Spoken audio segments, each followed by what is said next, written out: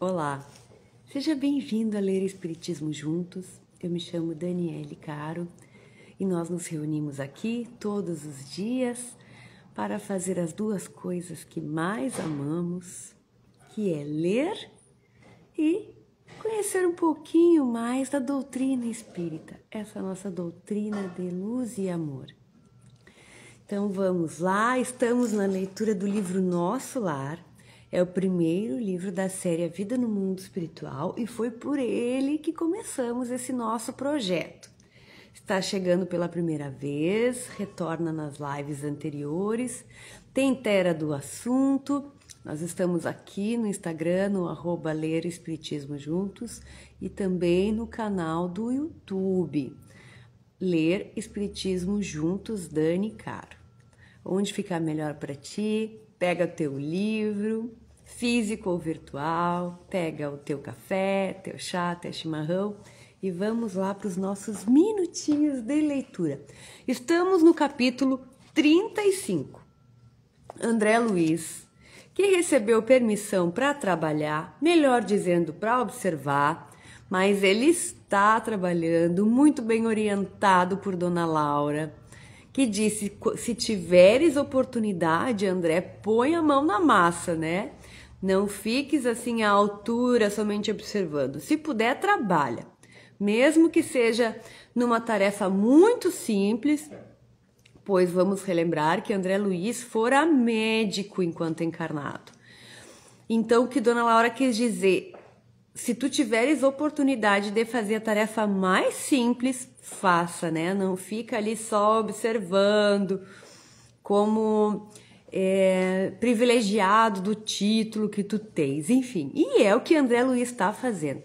E cada capítulo ele se depara com uma nova situação e tudo é aprendizado. E hoje não será diferente, porque André Luiz vai ter um encontro. Então, o capítulo 35 se chama Encontro Singular. Vamos lá a leitura então. Guardavam-se apetrechos da excursão e recolhiam-se animais de serviço, quando a voz de alguém se fez ouvir carinhosamente ao meu lado. Vamos lembrar aqui que chegou uma excursão vinda do umbral, né, onde muitos irmãos foram socorridos por uma equipe chamada de samaritanos. Estes animais eram cães, né, que a gente viu no capítulo passado, que ajudam nestes resgates, né? Também tem muares e esses animais aqui que está se referindo a esse capítulo. Então, André, alguém, né, chama André. André, você aqui? Muito bem, que agradável surpresa. Voltei-me surpreendido e reconheci no samaritano que assim falava o velho Silveira, pessoa de meu conhecimento, a quem meu pai, como negociante inflexível, despojara um dia de todos os bens. Justo acanhamento dominou-me então. Quis cumprimentá-lo, corresponder ao gesto afetuoso, mas a lembrança do passado paralisava-me de súbito.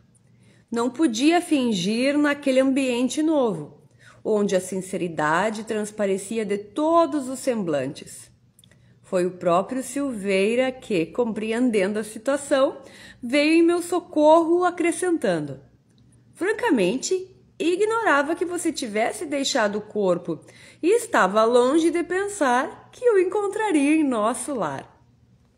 Então, vamos parar rapidamente. André encontrou um conhecido do seu pai.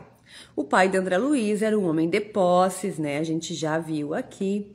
E que, tirano, né, nas suas cobranças, tirou todos os bens do Silveira, né? Que é esse irmão que se apresenta agora. Que foi se apresentar para André Luiz com muito amor. Mas nós, né, não somos acostumados com esse tipo de sentimento.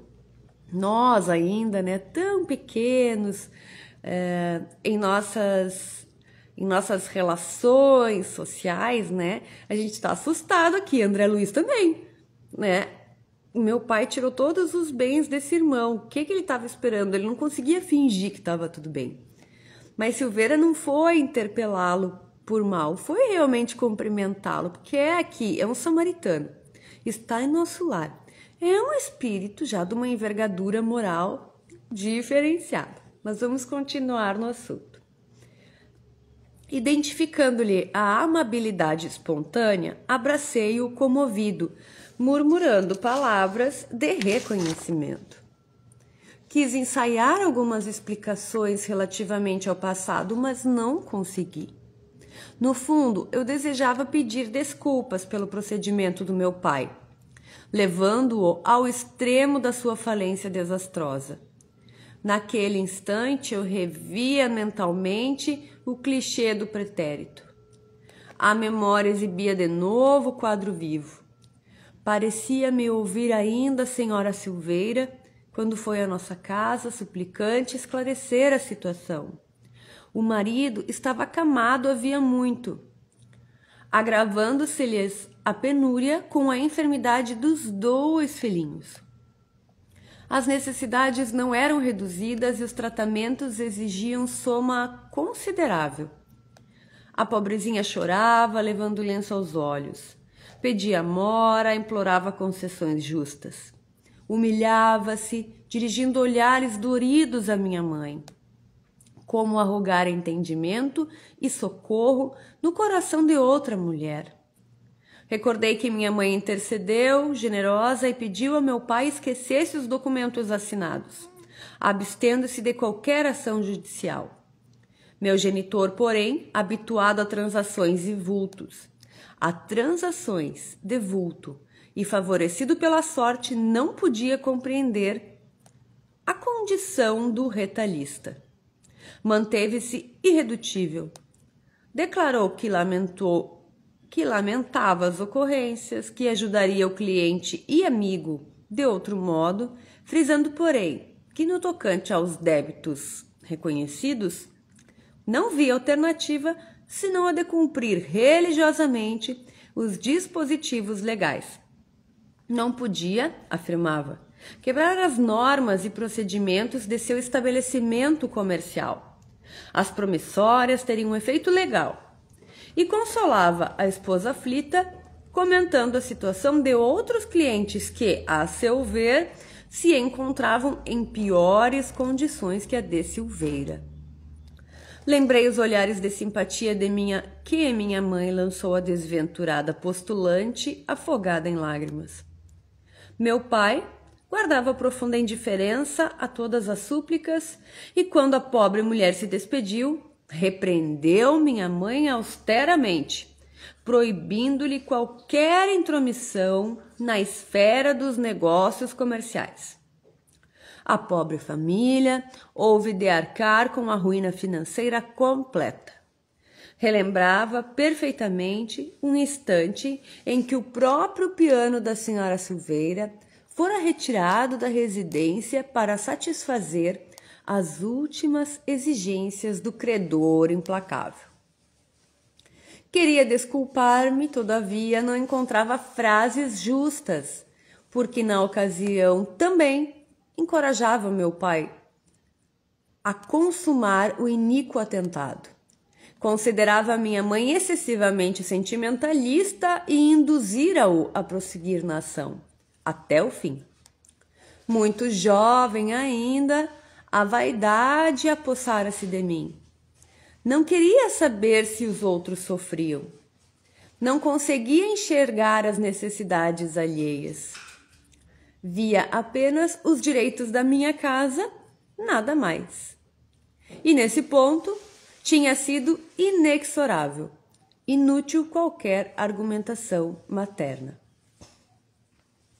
Então vamos parar um pouquinho aqui, né? Um parágrafo bastante extenso, onde André está explicando como foi que a esposa do seu Silveira foi até a casa deles implorar, explicar que o Silveira havia ficado acamado, não podia mais trabalhar e que já há bastante tempo estava assim, e que para piorar os 2 filhinhos, que eram pequenos, porque aqui diz filhinhos, né? também estavam doentes. Imagina a situação naquela época, está aqui na década de 40, uma mulher sozinha com um filho doente, o pai da família doente e os 2 filhinhos doentes, né? Foi implorar, né? E rogava para a mãezinha de André Luiz ali, para ver se ela, como mulher, podia interceder. Mas o pai de André Luiz não quis saber e eram amigos, né? Como fica a entender aqui, eram amigos. Tanto é que a Silveira reconheceu André, né? Então fica subentendido que eles eram amigos.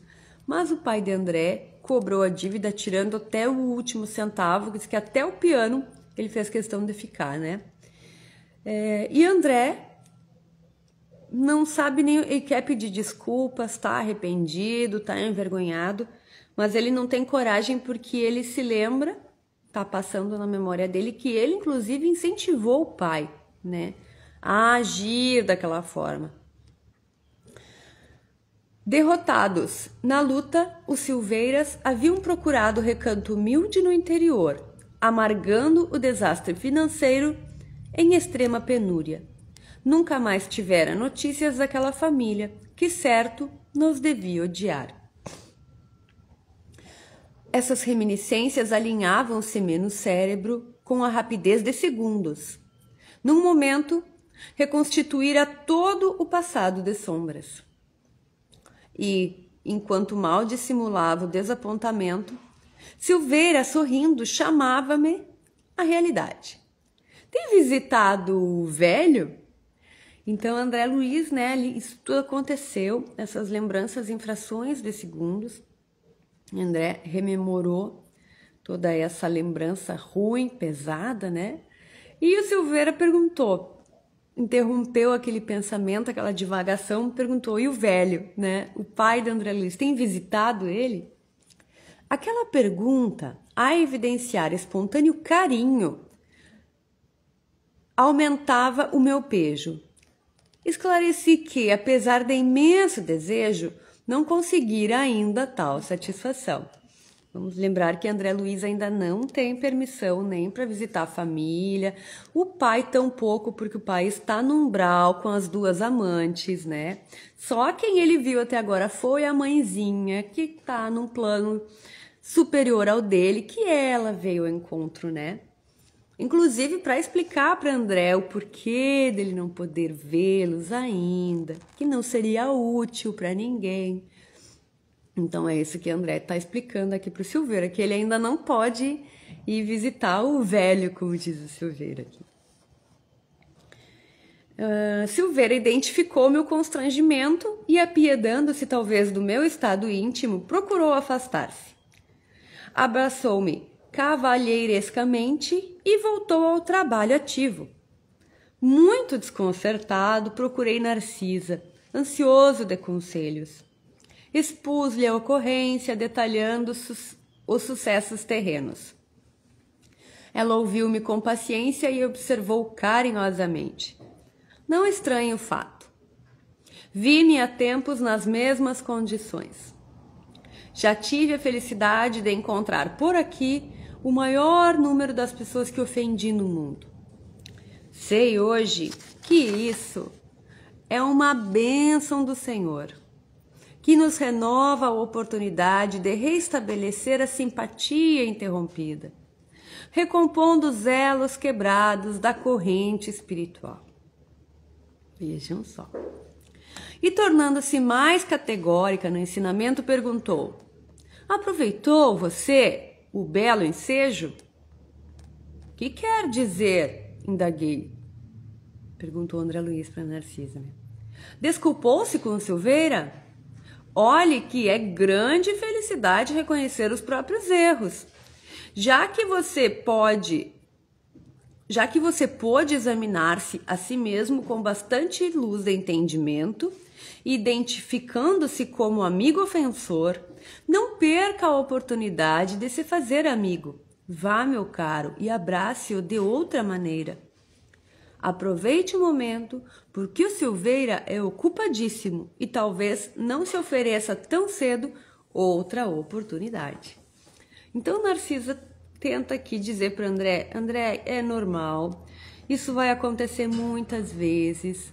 É da misericórdia divina que nós tenhamos oportunidade de pedir desculpas, né? De fazermos as pazes com as pessoas que a gente magoou, que a gente ofendeu.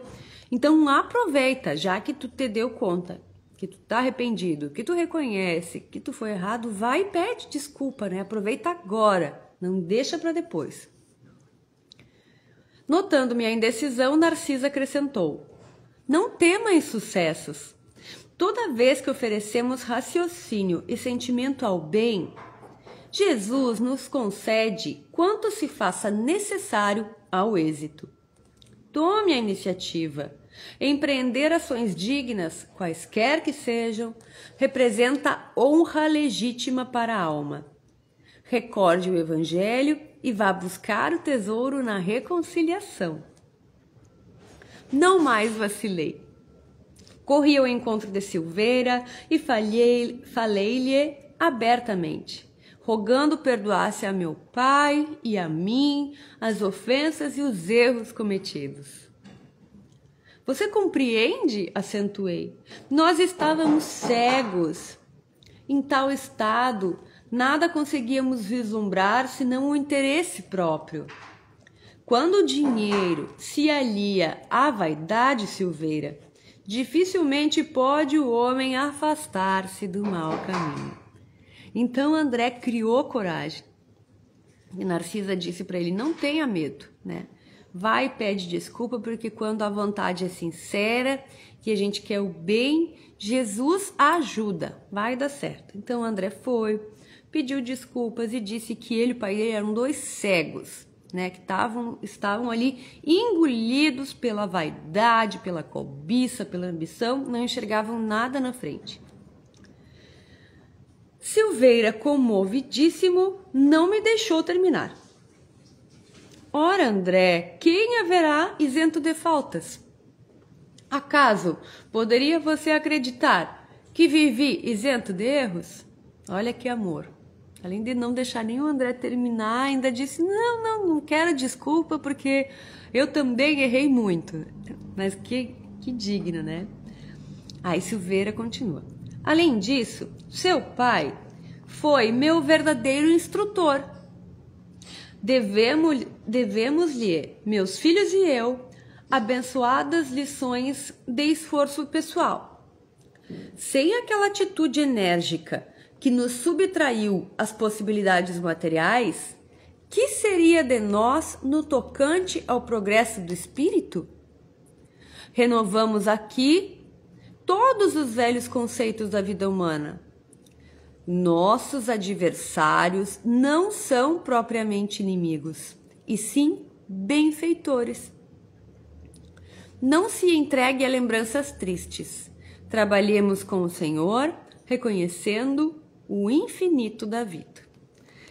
Então Silveira está dizendo para André que eles, inclusive, ele tem uma sensação assim de gratidão para com o pai de André. Porque claro que a situação foi ruim, né? Todos passaram enquanto encarnados, mas como ele diz aqui, se não fosse aquela situação drástica onde eles ficaram sem condições financeiras, talvez ele e os filhos não tivessem tido a oportunidade de se renovarem, de se modificarem espiritualmente, como aconteceu. Então agora ele vê muito mais o pai do André como um benfeitor para ele do que como um carrasco. Vejam só, mas sou uma alma muito nobre, né? Consegue transformar assim uma situação tão dolorida em algo bom, né? E aí ele diz: não se entregue a lembranças ruins. Vamos trabalhar, reconhecendo que a vida não tem fim, que a vida é infinita, e esses ajustes e reajustes fazem parte, né? E segue André. Fixando emocionado os meus olhos úmidos, afagou-me paternalmente e rematou. Então Silveira, né, acariciou André, olhando nos olhos dele. Não perca tempo com isso. Breve quero ter a satisfação de visitar seu pai junto com você. Abracei-o, então, em silêncio, experimentando alegria nova em minha vida. Pareceu-me que, num dos escaninhos escuros do coração, se me acendera divina luz para sempre.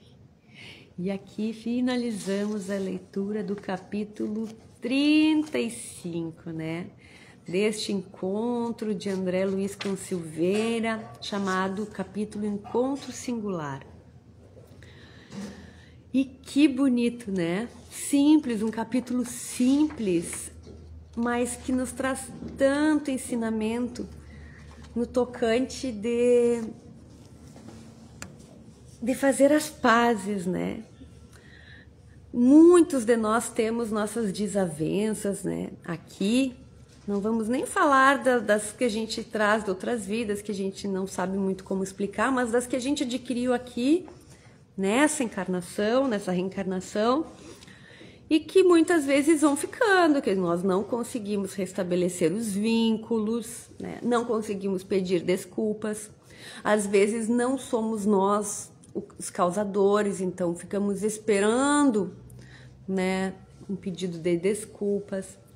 Muitas vezes a dor foi tão grande que os envolvidos não conseguem se aproximar, a dor ainda está além, né, da verdadeira intenção de se reestabelecerem, não conseguem, não iriam conseguir criar laços úteis, né? Então a dor, então ficam afastados.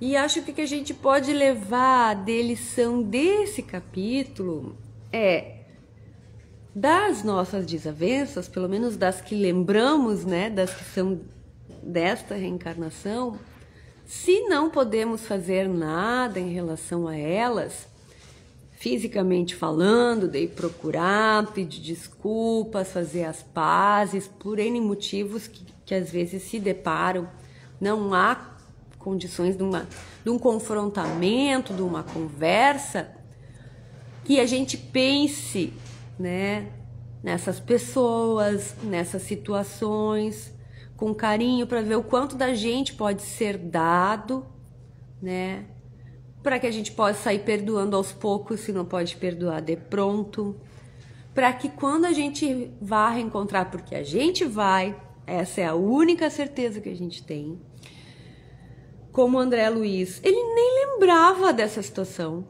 né? A gente viu que até aqui não era uma situação da vida dele que clamasse grande, desculpa, uma grande demanda, tanto que ele não lembrava. Mas vejam como que quando ele se deparou com a situação, aquilo abalou ele profundamente, né? Como eu disse, nos escaninhos obscuros, coisas que ele sequer lembra, né? Havia se clareado uma luz.